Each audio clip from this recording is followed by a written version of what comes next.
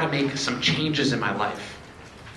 But change is hard. Have you ever had that 2 a.m. haunt where you lie in bed, eyes wide open, tossing and turning, feeling like you're chasing the shadows of who you want to be? I have. My mind would ping pong. I think I need to leave my business.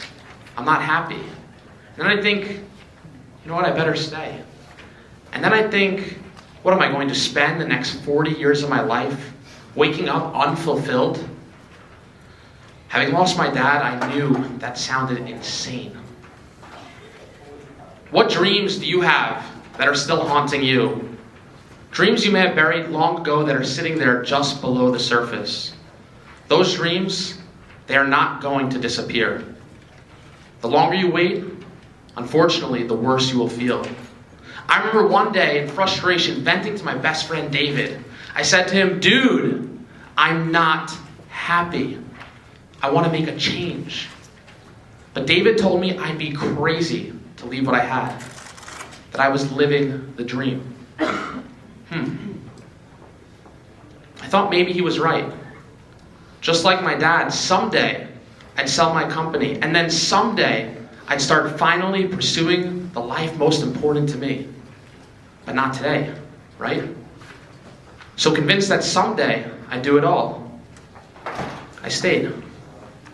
And unfortunately, it wasn't just my professional life where I struggled to make the changes that mattered most to me. It was also my personal life. I need to tell you about a girl named Emily.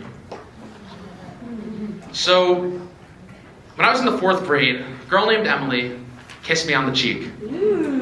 And I fell in love instantly. But like any good middle school love story, about 5 minutes later, Emily dumped me. They say you're never supposed to remain friends with an ex, but we were 10 years old, so we decided, what the heck.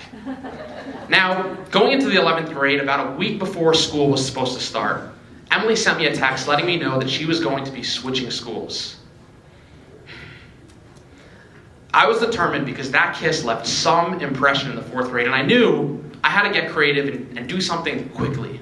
So that night, when I got home, I told my mom, "Listen, Mom, I know school starts in a week, and this might sound crazy, but please, please, please, can I please switch schools?